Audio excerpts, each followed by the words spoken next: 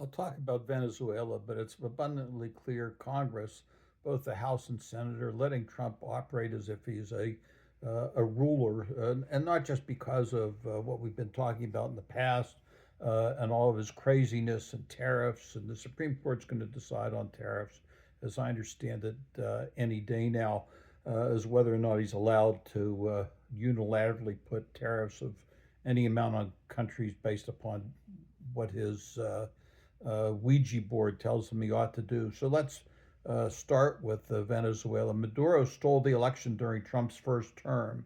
If he thought it was so important then, why didn't he do something in 2019? Why has he waited till now? What right does he have to say to Venezuela or any other country, you're not allowed to do business with China or Russia? India does business with China and Russia. Israel does business with China and Russia.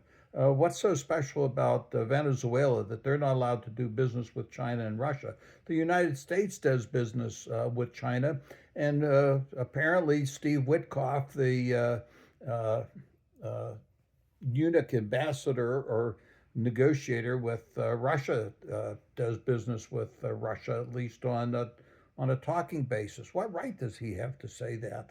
Um, when you get into the economics of the oil industry, and believe me, I'm no expert on it, but I understand that the oil from Venezuela just can't come up and be shipped to America to be refined. The refineries have to make sure that they have the capacity and have the right equipment to refine the heavy crude that comes, most of which comes from Venezuela. But you're talking what's been estimated as long-term investments up to $100 billion just on the oil industry. You ask yourself, if you were an oil employee, if American oil employee, if you'd be happy to go down to Venezuela, where there are gangs, where there's lawlessness in some places, and whether or not the oil companies, how they feel they should get their investment back if they make that $100 billion investment. But then their ancillary investments, for example, into the electric system to be able to serve the oil industry. And it's only worthwhile doing if the price of oil stays high enough to make all this economically worthwhile. So there are a host of questions that this administration hasn't begun to talk about, to at least to all of us.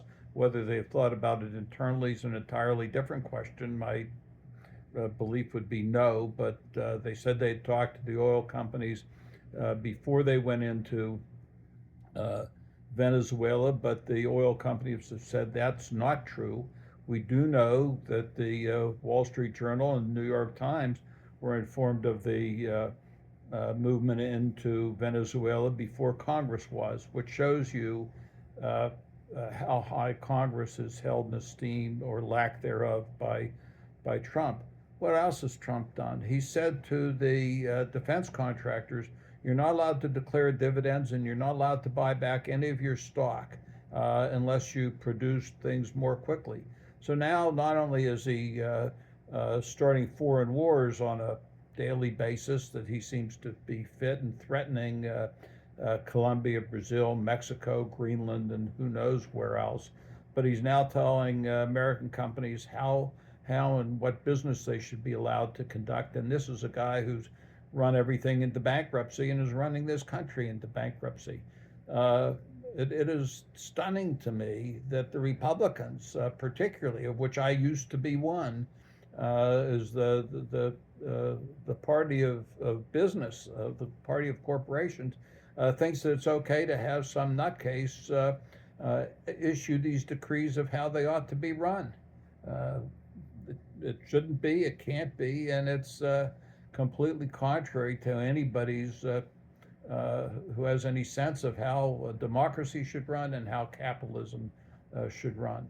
But of course, Trump and the MAGA people are completely contrary to all that because they only want what suits their purposes.